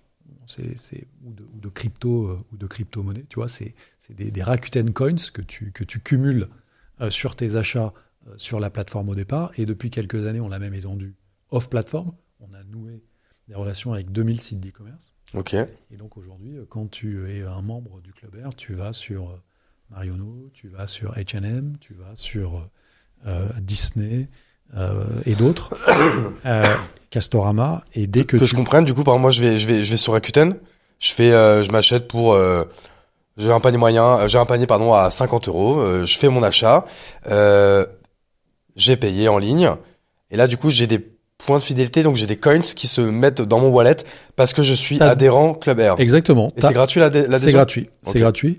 Donc si je reprends ton exemple, si tu fais un panier à 50 €, il y a des statuts, Regular, Silver, Platinum, etc. Donc en fait, tu gagnes, le taux de cashback augmente plus tu es un client fidèle. Okay.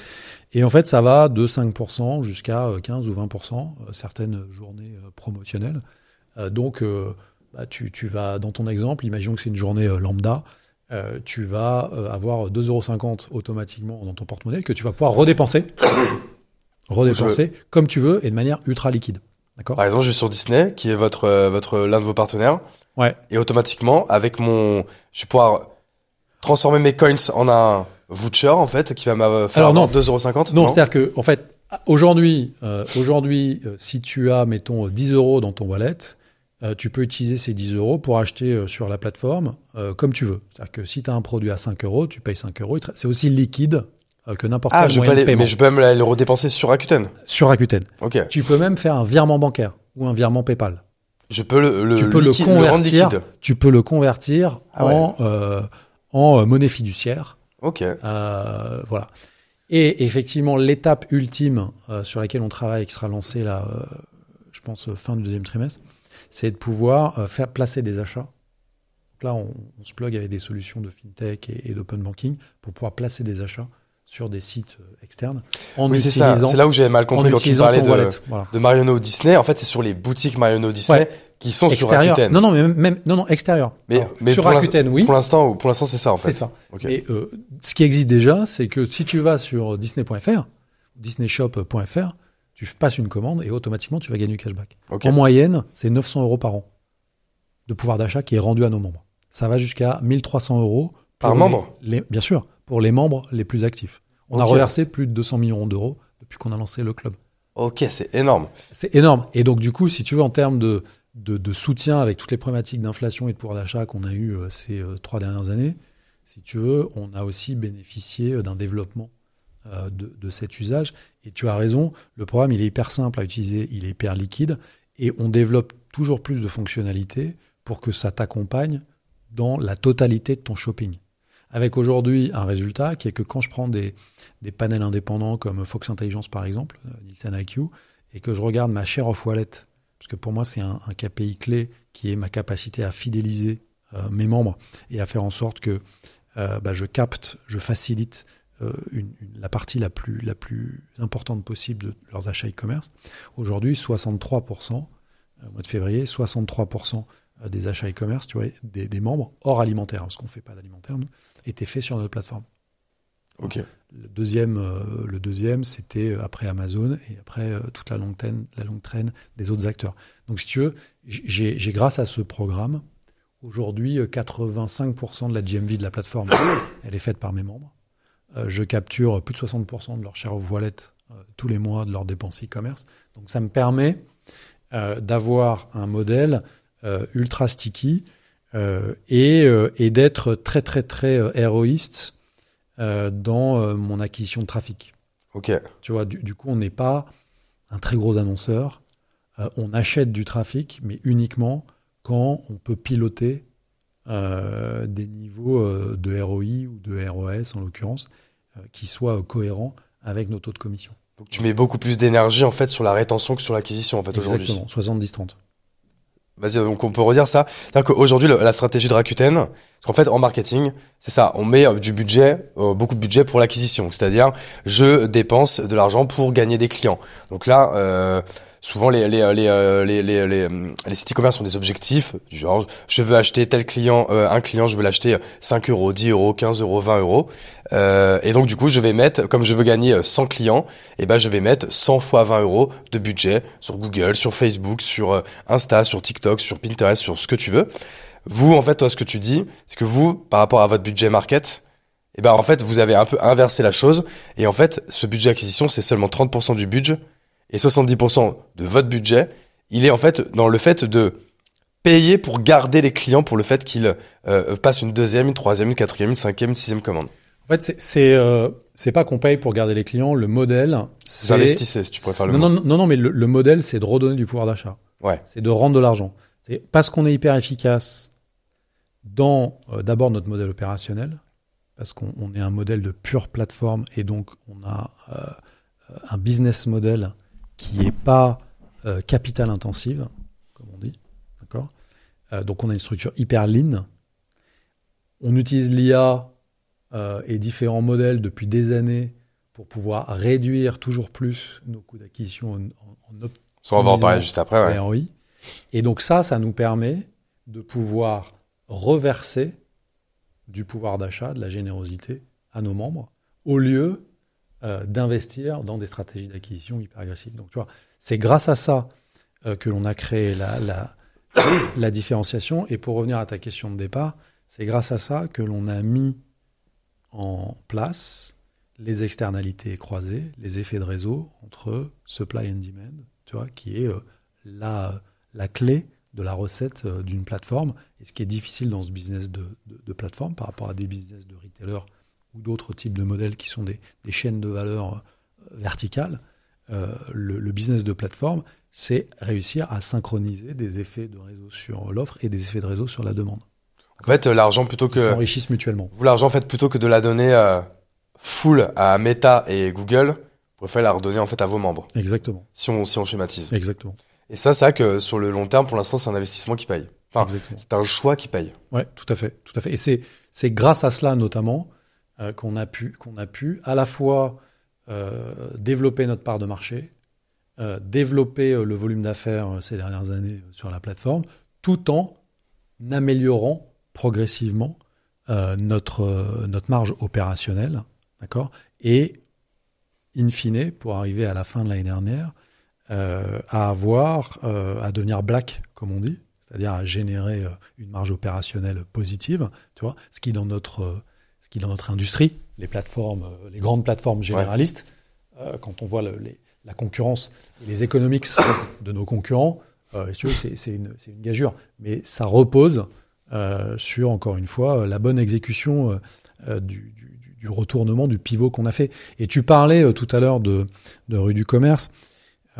Finalement, on n'a pas été les premiers à avoir cette idée qu'on pouvait faire des shopping malls et utiliser le web à l'instar de ce qui se fait dans les centres commerciaux physiques. Parce que tu as parlé de rue du commerce. Moi, je crois me souvenir, si je ne fais pas d'erreur, que lorsque Cogedi, Maltera, je crois que Cogedi avait racheté rue du commerce, c'était à Carrefour, ou c'était avant Carrefour, je crois, avec cette vision de justement mettre en place cette notion de shopping mall digital. Mais bizarrement, personne n'avait réussi à l'exécuter. Et je crois que ce qu'on a démontré, ce qu'on est en train de démontrer aujourd'hui, c'est que bien exécuté, en fait, c'est un espace de marché qui permet de déployer un vrai modèle économique. Ok, donc ça, on a bien compris. Donc ça, c'est le vrai deuxième pilier un peu du retournement de Rakuten.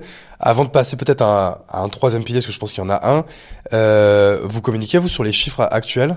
Et en fait, sur les chiffres qui étaient en 2018 et quels sont les chiffres maintenant pour comprendre un peu la croissance? Je sais pas si c'est public. Oui, alors c'est pas public parce qu'encore une fois, on est coté à l'équivalent du Nasdaq à Tokyo, donc on est dans un carcan quand même de holding, tu vois, de conglomérat qui nous oblige, étant coté à pas révéler des données purement locales. Pas de problème. Ce que les chiffres sur lesquels on le communique, on en a évoqué certains. D'abord, c'est donc 13 millions de membres dans le club. C'est entre 11 et 13 millions de visiteurs uniques, tu vois, Médiamétrie, donc ce qui nous place dans le top 5 des destinations e-commerce. C'est 200 millions d'euros reversés à nos membres, je l'ai dit, en pouvoir d'achat. On a 10 000 vendeurs sur la plateforme qui viennent du monde entier, hein, qui sont majoritairement français et européens, mais aussi nord-américains ou asiatiques, évidemment. Voilà un peu nos chiffres clés. Ouais. Quand on entend ces chiffres, ça veut dire qu'on comprend que vous faites plus d'1 milliard, quoi.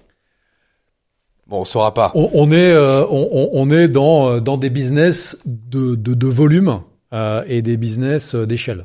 Ok, voilà. Non mais très bien compris. Maintenant, si on peut passer du coup au troisième grand pilier, j'ai l'impression que tu en parles depuis tout à l'heure et j'ai l'impression que l'IA a une grande place chez vous et dans ta stratégie. Alors, l'IA, c'est que nous, à notre échelle, on en parle beaucoup depuis un an et demi. Vous, c'est quoi? C'est un sujet qui est essentiel depuis longtemps ou pareil, c'est seulement depuis un an et demi? Non, c'est un sujet qui est essentiel depuis longtemps, avant que ça revête véritablement le vocable d'IA. En fait, on a créé il y a 6 ans le lab de recherche en big data et intelligence artificielle à Paris. Ça s'appelle Rakuten Institute of Technology. C'est une sorte de labo interne de R&D, quoi. C'est carrément un labo interne, un centre de R&D et d'innovation qu'on a créé à Paris, qui regroupe aujourd'hui une trentaine de PhD et de data scientists qui publient régulièrement, qui font de la recherche très appliquée avec des programmes académiques des grandes universités, tu vois, et qui, du coup, travaillent aussi avec des data scientists qui sont plus intégrés dans les équipes opérationnelles. Donc, on a la double approche. On a des capability teams, si je puis dire, c'est-à-dire qu'on a regroupé des data scientists avec des gars product owner, business owner qu'on a mis ensemble, et on a en plus cette équipe qui est européenne et qui, elle, déploie des modèles qui ne sont pas utilisés que par nous, qui sont utilisés aussi par le Japon ou les US. L'équivalent en Amérique du Nord est un équivalent en Asie, donc on a beaucoup de chance d'avoir ce type de structure en France. Et effectivement, il y a quelques années, on l'a créé sur vraiment une spécialisation autour du machine learning, du deep learning, traitement du langage, computer vision, et puis maintenant, de plus en plus, évidemment, sur les versions génératives de l'IA. Même si, si tu veux, aujourd'hui, tu as plus de business, tu as plus de use case. Non, je t'en prie. Tu as plus de use case aujourd'hui dans l'IA non générative, dans les boîtes, qui sont des use cases, encore une fois, de machine learning, de deep learning. Les cas d'usage autour des grands modèles de langage commencent à arriver. Et donc, c'est un sujet qu'on a... Pourquoi, en fait, pour nous, c'était aussi une question de survie. J'évoquais tout à l'heure la différence qui est la nôtre. On est en termes de headcount par rapport aux gros, on est le plus petit des gros. Et en fait, on arrive à rivaliser avec les très très gros et en plus à bâtir un modèle économique plus durable et plus vertueux parce que on a ce petit supplément d'âme et ce supplément d'efficience opérationnelle dont je parlais tout à l'heure. Et évidemment, on le tire aussi beaucoup de l'IA. Donc, on a, pour être très concret, il y a un volet, tu vois, qui est le catalogue dans notre métier. La gestion du catalogue produit, la gestion du moteur de recherche, c'est le backbone de notre métier de plateforme. J'ai aujourd'hui, je te l'ai dit, 10 000 vendeurs qui viennent du monde entier. J'ai plus de 170 millions de références produits sur la plateforme. My God. 170 millions. 170 millions de pages produits. Voilà. Et le mix de partenaires, c'est à la fois des petits commerçants, Monsieur Durand qui est libraire à Orléans, ou on l'embrasse d'ailleurs au passage. On l'embrasse et il est là depuis très longtemps et c'est une part de nos clients très importants. Et on a de l'autre côté de l'échelle Boulanger, Carrefour, je l'ai dit, et des vendeurs internationaux. Tu vois. Donc en fait, on a des gens qui utilisent des technos différentes, qui parlent des langues différentes, qui ont des cultures clients différentes. Tu vois. Donc arriver à fédérer tout ça et à proposer sur ton front-end une expérience utilisateur qui soit simple, fluide, avec des fiches produits correctement regroupées, agrégées, dédupliquées, et homogènes, searchables, homogènes, avec le bon faceting, les bons attributs qui te permettent de filtrer tes recherches, c'est ultra compliqué. Voilà. Et en fait, là, notamment l'IA, nous on le fait avec une équipe qui est exceptionnelle. C'est des IA maison là, du coup, que vous avez créé vous-même. Bien sûr. Alors, majoritairement, c'est des IA maison. Et de plus en plus, on commence à utiliser des modèles de langage, soit open source, soit on a un contrat avec OpenAI, soit via les API Enterprise de GPT, et qui nous permettent là de travailler, d'utiliser le modèle de langage dans ce qui est intéressant pour nous, c'est-à-dire des outils d'extraction. Enrichir les descriptions produits, enrichir la searchabilité des produits, parce qu'on va rajouter des attributs. Je te donne un exemple très simple. Lorsqu'un vendeur nous dit je vends une petite robe d'été bleue, on a aujourd'hui des outils d'IA qui nous permettent d'aller scanner la photo, si c'est une robe à bretelles, une robe avec des manches, de le rajouter, tu vois, par exemple. Ok. Là, vous avez un prompt interne en fait qui permet d'aller de image Exactement. to text pour Exactement. en fait décrire l'image et du coup agrémenter la description. Quoi. Exactement. Ou text to text, c'est-à-dire qu'on va aller chercher des éléments de description, des éléments de contexte du produit, la famille de produits ou du marché sur le produit, tu vois, que l'on va enrichir dans la fiche produit. Je comprends très bien. Voilà. Donc ça, c'est hyper important. Et en fait, quand tu as une diversité d'offres, soit c'est un grand magasin qui n'est pas du tout rangé, c'est l'enfer, il est produit dans tous les sens, et en fait, ton moteur de recherche, il ne sert à rien. Ouais. Soit tu es obligé de mettre des batteries de headcount, tu vois, pour pouvoir faire le nettoyage, le clean des arborescences à la main. Mais là, tu déséquilibres complètement ton modèle économique. Donc là, l'intelligence artificielle, pour nous, c'était un must-have si on voulait scaler, mais scaler tout en ayant des niveaux de charge opérationnelle qui soient compatibles avec notre modèle. T'as un enjeu hyper important, évidemment, c'est le contrôle de la fraude. Contrairement peut-être à certaines idées reçues, ça n'a jamais été aussi sécurisé pour un consommateur que d'acheter sur les plateformes aujourd'hui. En tout cas, ça l'est beaucoup plus qu'il y a 15 ans. Ça, c'est une certitude.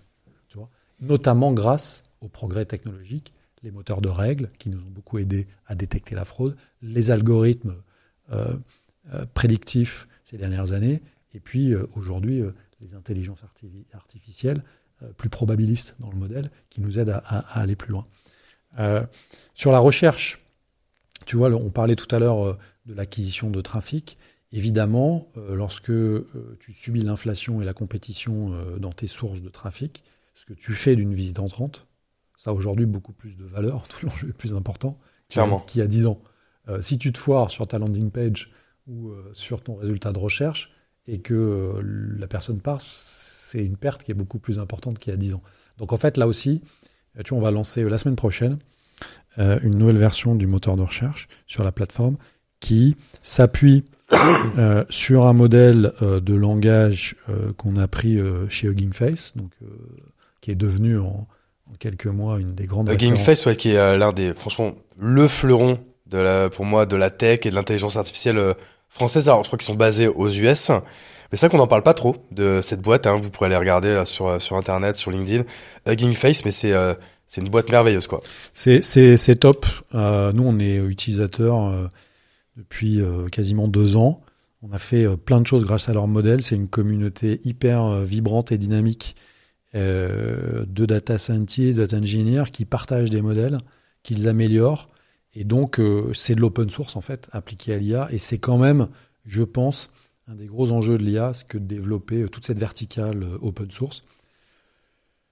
Pourquoi ? Parce que, en fait, c'est des modèles assez légers, c'est des modèles plus petits. On n'a pas besoin des très très gros modèles avec des dizaines de milliards de paramètres pour craquer la majorité des cas d'usage, y compris sur des grosses plateformes comme la nôtre. En fait, on s'est rendu compte qu'avec des modèles accessibles en open source qui étaient déjà bien entraînés, qu'on peut renforcer sur nos data first party, on arrive à des résultats excellents. Et en fait, du coup, on gagne en time to market et on gagne en efficacité opérationnelle parce que déployer de l'OpenAI ou du Gemini sur certains cas d'usage, ça va vous coûter très très cher. Et donc le ROI du projet, dès le départ, il est hyper compliqué, il est hyper incertain. Donc ça vaut pas le coup. Alors que avec la communauté open source, vous avez des modèles qui sont à 95% aussi pertinents et qui vont vous aider à craquer des cas d'usage sur lesquels vous étiez coincé depuis des années. Nous, sur la recherche sémantique, que l'on va démarrer donc la semaine prochaine, ça fait des années qu'on travaille le sujet. Sincèrement, j'ai jamais été à l'aise avec notre moteur de recherche. Et je savais, notre expérience de recherche était loin d'être optimale. On l'améliorait de manière permanente, on investissait pas mal d'argent, mais en fait, on aurait, il y a 5 ans, pour atteindre le même résultat que ce qu'on va sortir la semaine prochaine, il aurait fallu qu'on dépense 10 millions de dollars sur un projet qui nous aurait pris 9 mois.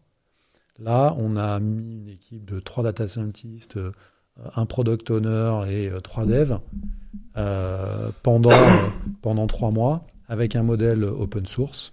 Et on va arriver à craquer 95% c'est fou, de gap de qualité, tu vois.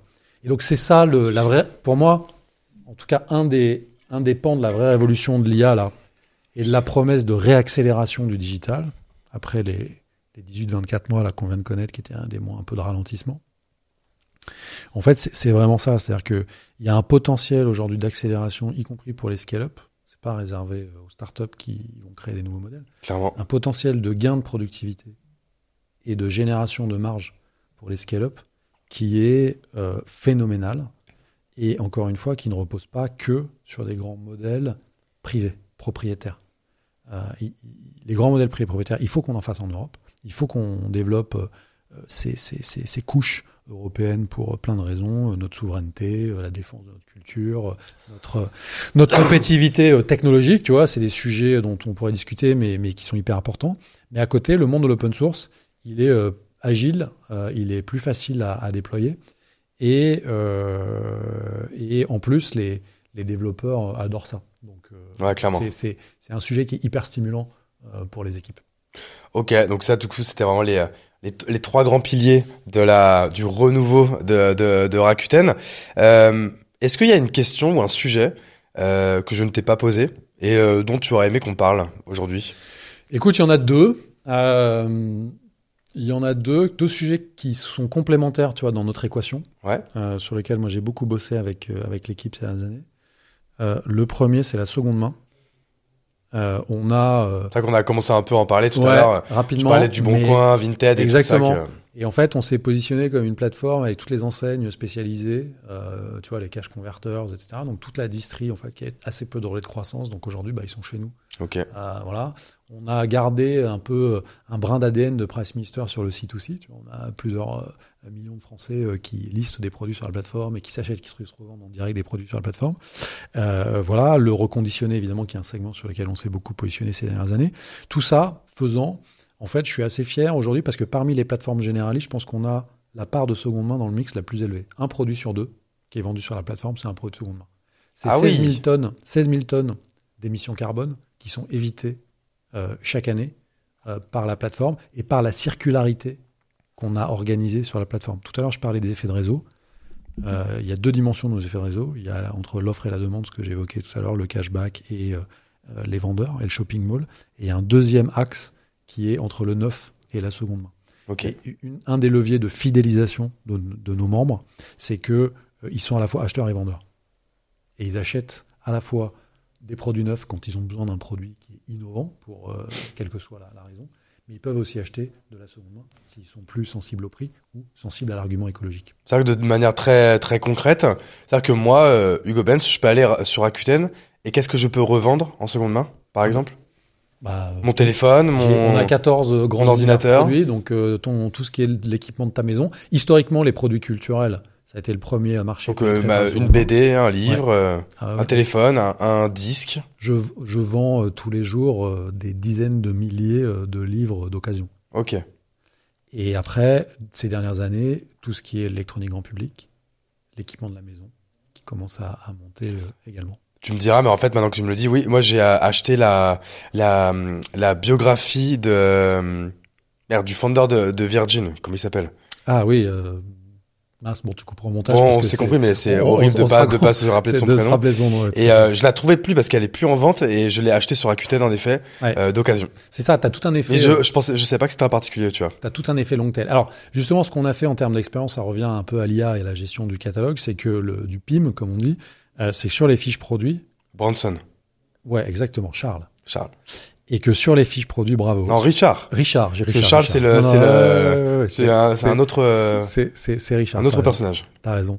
Et donc sur les fiches produits, tu vas retrouver en tant qu'acheteur à la fois les produits neufs des vendeurs professionnels, mais aussi tous les produits de seconde main. Ouais. Tout ça, c'est clusterisé et on est les seuls à proposer cette expérience. Parce que tu regarderas sur toutes les autres plateformes, en fait, c'est les produits neufs qui sont visibles. Et si tu vas chercher la seconde main, c'est en bas. Il faut faire 3 clics, etc. Voilà. Ça c'est un premier volet parce que dans notre trajectoire, on avait vu monter évidemment la part de la seconde main dans la consommation, tu vois, et c'était un segment sur lequel on voulait accélérer. Et le deuxième, parce que tu m'as dit dans les sujets, le deuxième point qui était pour moi très important, qu'on a beaucoup travaillé, c'est diversity and inclusion. Ça veut dire quoi dans notre contexte particulier ? Je l'ai dit tout à l'heure, recruter des profils et faire venir à nous des gens qui viennent de plein de pays différents, avec plein de cultures, avec plein d'horizons personnels et professionnels différents, 34 nationalités, ça c'est génial. La langue de travail, c'est l'anglais. Tu vois. Tous les all-hands meetings qu'on fait chaque semaine, c'est tout en anglais. Voilà. Et donc, c'est c'est une ouverture sur le monde hyper importante. Moi, je dis toujours, un des défauts des boîtes françaises, c'est qu'on n'est pas assez connecté à la conversation mondiale. Parce qu'il y a plein de boîtes françaises où, en fait, on ne parle pas forcément anglais, on ne fait pas du benchmark sur des concurrents qui ne sont pas francophones, etc. Et une des clés, c'est vraiment ça, c'est de se connecter à la conversation mondiale et à la culture mondiale, parce qu'il se passe plein de choses. Le business a un pace, un rythme, un impact en dehors d'Europe qui est essentiel. Donc ça, c'est le premier axe du D&I. Et le deuxième axe, c'était le gender balance. Je suis assez fier, même très fier. On a augmenté notre score d'égalité homme-femme de plus de 20 points là, dans les 2 dernières années. On travaille avec une start-up française qui s'appelle Figures, qui agrège la data de gender equality de 800 boîtes de tech en France. On est 11e sur 800. Pas mal. On a un taux de promotion des hommes et des femmes qui est à parité, à égalité. On a un gender pay gap, donc le différentiel de salaire entre les hommes et les femmes, de 1%. 1%, vous allez me dire, c'est encore trop. Donc on va le ramener à 0. On ne veut pas non plus être en négatif. Tu vois, il faut que la parité, elle soit totale. Mais par rapport à la moyenne française, et je crois même dans la tech, c'est 15%. Nous, on est à 1%. Voilà. Donc on a beaucoup travaillé sur ces axes-là. C'est pas une posture d'estrade. C'est un élément. Moi, c'est un élément, tu vois, que j'ai hérité dans ma culture familiale depuis très longtemps. Dans ma famille, les femmes ont été actives, ont toujours travaillé. J'ai la chance d'avoir rencontré une jeune femme avec qui je me suis marié, qui aujourd'hui est dirigeante et une cadre dirigeante. Et j'ai une fille qui a 12 ans à qui j'essaie au maximum d'expliquer qu'elle peut tout faire comme un garçon, qu'il n'y a pas de différence de genre et qu'il n'y a pas de possibilité liée à ton genre. C'est simplement lié à ta passion, à ce que tu es, à qui tu as envie de devenir dans la vie, mais qu'il n'y a pas de cloisonnement. Et aller jusqu'au bout de ça dans l'entreprise, pour moi, c'était hyper important. Et je suis particulièrement fier d'avoir... on n'est pas au bout du chemin, il reste des choses à faire, mais d'avoir beaucoup travaillé à améliorer en tout cas notre proposition et à faire en sorte que aujourd'hui on a en moyenne d'ailleurs des femmes dans l'entreprise qui sont plus payées que le marché. Aussi quand on prend les données du panel. Voilà. Donc ça, c'est les 2 thèmes. On a beaucoup parlé business, Ouais. on a beaucoup parlé modèle économique, on a beaucoup parlé un peu technique, de gouvernance de boîte, etc. Le mindset, c'est important. Et ça, c'est un truc que j'ai appris. J'ai appris vraiment là au travers de ce qu'on a fait ces dernières années. Quand je suis arrivé, quand tu arrives dans une entreprise qui a été un fleuron, tu vois, qui a incarné la réussite, qui a attiré à une époque tous les talents, qui était au sommet de la chaîne alimentaire, c'est hyper dur de vivre une forme de déclassement. Ouais. Tu vois, culturellement, c'est dur. Je me rappelle je suis un fan de tennis, et quand Yannick Noah, il y a peut-être une dizaine d'années, voire plus, il avait repris l'équipe de France de Coupe Davis. Il avait déclaré un truc dans la presse qui m'avait frappé. Pardon, c'est pas la plus grande référence culturelle, citation de l'équipe, tu vois. Mais il avait déclaré un truc qui m'avait frappé à l'époque et que j'avais gardé avec moi. Et il avait dit, en fait, quand on lui posait la question, mais vous reprenez l'équipe, vous l'avez amené... ils avaient tout gagné à l'époque. Qu'est-ce que vous avez fait? Et en fait, il a dit, vous voyez, le plus dur, c'était de casser la culture de la lose. Quand tu t'habitues à perdre, tu vois, quand tu t'habitues dans tes reportings, dans tes all-hands meetings, à montrer des KPI avec des YOY en négatif. Le rouge, tu vois, sur les slides, etc. Les parts de marché qui baissent. Ça diffuse. D'abord, tu as quand même pas mal, en général, de turnover. Les gens partent. Et par ailleurs, ça diffuse énormément d'inertie dans l'entreprise. Et en fait, arriver à sortir de cette spirale-là, à casser la logique de la lose, à réintroduire une logique de la gagne, de la win, célébrer des petits succès, parce que les grands succès, ils n'arrivent pas tout de suite. Il faut quand même du temps et des efforts avant de les matérialiser. Et tu passes par des grosses périodes de doute, évidemment, comme n'importe quel que tu crées ou que tu restructures et que tu transformes. je pense que tu te poses à peu près les mêmes questions sur est-ce que j'ai raison, est-ce que je suis dans la bonne direction, tant que t'as pas sécurisé un certain niveau de résultat, tu vois. Ça te réveille la nuit ou t'y penses beaucoup quand t'es avec tes enfants. Et aujourd'hui, tu vois, je suis très fier d'une chose, c'est notamment que je vois de plus en plus sur LinkedIn, tu vois, les ex-Rakuten, tu vois, les alumni, la mafia ex-Rakuten, qui était un truc que je voyais pas il y a quelques années. Donc même quand les mecs ils partent pour whatever reason, là, qui sont quand même fiers, ils le mettent en avant, quoi. Exactement. C'est des Rakuten. Exactement. Et on a réussi à faire ça, à réinstiller une culture de la fierté, de la gagne, de la win dans une boîte qui s'était vachement perdue. Ok. En tout cas, on va arriver vers la fin de cet épisode de podcast. On a duré un peu plus de temps que prévu. J'espère que je te mets pas trop en retard. Je crois que ça fait un peu plus d'1h30 qu'on échange. En vrai, on aurait pu continuer. J'avais encore d'autres questions, mais je sais qu'il va falloir que je te libère. Merci beaucoup, Fabien. C'était hyper cool. Merci en tout cas pour ta transparence et tous ces apprentissages. Je pense que ça va inspirer beaucoup d'auditrices et beaucoup d'auditeurs. Et je pense que c'est aussi pour ça qu'on fait des podcasts. Parce que en soi, tu vois, même moi qui fais ce podcast, pas un seul moment je parle de ma boîte, de ce que je fais ou quoi. Je suis évidemment pas payé par Rakuten pour te recevoir. On va quand même le signaler à ceux qui peut-être qui se poseraient la question. Non, c'est juste que moi déjà je me nourris des gens que je peux recevoir et qui sont tous plus experts que moi dans un ou plusieurs domaines. Donc tu vois, en 8 mois, j'en ai déjà reçu un peu plus de 50. Donc je me sens évidemment beaucoup plus malin qu'il y a 8 mois par rapport à ces 8 fois 1h30 ces 50 fois 1h30 pardon d'entretien. Et j'espère que du coup pour les quelques milliers de personnes qui écoutent chaque épisode, ça peut également les inspirer. Donc merci à toi Fabien pour tout ça. Merci à tous, à toutes et toutes qui ont écouté l'épisode jusqu'au bout. Évidemment les petites mentions légales de fin d'épisode. Vous pouvez mettre 5 étoiles, un petit commentaire, abonnez-vous, un like. Ça vous prend une seconde, c'est gratuit. Nous, pour le référencement, évidemment, ça nous aide à ce que le podcast puisse être écouté par encore plus de personnes, même si organiquement, ça augmente toutes les semaines et je suis hyper content du résultat. Mais on se donne beaucoup de mal et on prend beaucoup de temps pour tout ça. Merci à tous. Merci encore à Fabien. Et à très bientôt dans La Chapelle Radio.